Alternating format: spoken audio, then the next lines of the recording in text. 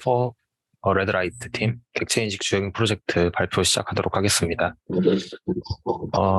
일단 저희 프로젝트의 목표는 딥러닝을 통해서 교통 표지의 종류를 구분해서 인식하고 인식 결과에 따라서 주행 알고리즘을 변경해 가면서 이 프로젝트 경진대회에 해당하는 코스를 주행하는 것을 최종 목표로 했습니다. 플로우 차트는 일단 카메라에서 욜로3와 허프레인 시스템에 각각 프레임을 보내면은 허프레인 시스템에서 왼쪽 차선과 오른쪽 차선의 좌표를 구하고 욜로 TRT 로스에서 인식된 객체의 좌표를 보내서 내부적으로 계산을 통해 최종적으로 향해야 할 방향을 구하고 그 에러 값을 PID 제어를 통해서 최종적으로 모터로 주행하는 것을 목표로 했습니다. 먼저 오브젝트 디텍션, 그러니까 딥러닝에 관해서 발표를 하겠습니다. 저희는 모델은 욜로3 타이니 제공받은 모델을 사용을 했고요.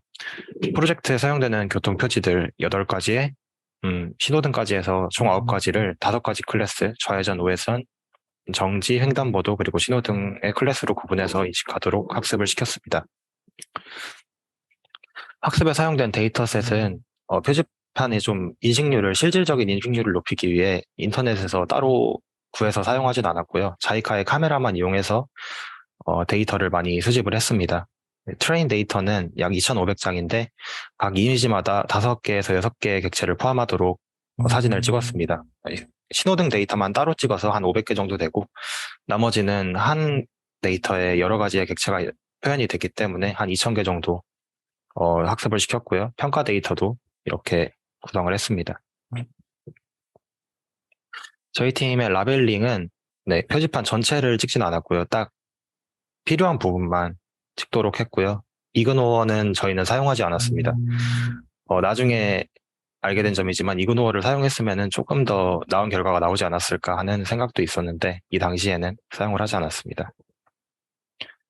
어그멘테이션도 제공된 코드에 포함되어 있던 좌우 반전, 샤프닝, 어파인 변환, 밝기 변환, 색조 변환 정도만 사용을 했습니다. 학습 결과는 앵커를 6개를 사용하고 350 에포치까지 학습을 시켜서 꽤 높은 정확도와 적은 로스를 가져가는 것을 볼 수 있습니다. 결과적으로 이렇게 모델을 통해 인식한 객체의 프레임상 좌표들을 토픽으로 퍼블리시했습니다. 그 후에 다른 객체들은 문제가 없는데 이제 신호등은 다른 교통표지들과 다르게 객체 인식 후 2차적으로 신호의 종류를 구분할 필요가 있었습니다. 저희는 빨간불과 초록불을 구분한 방법은 신호등 객체가 인식된 부분을 상하로 3등분을 해서 그 중에서도 이제 원이 있다고 추측되는 가운데 부분들을 분리를 했습니다.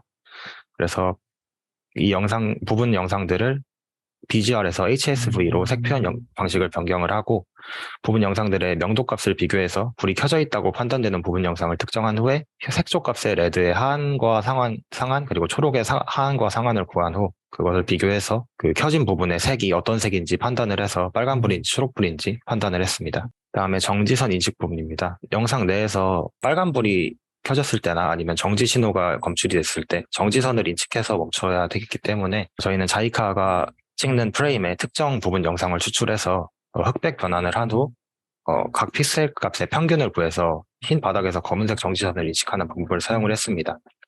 다만 이제 직진과 좌회전과 우회전 시에 정지선의 위치가 자이카 입장에서는 조금씩 다르기 때문에 그 부분은 조금씩 이동해 가면서 시행착오를 겪으면서 정지선을 검출을 해냈습니다.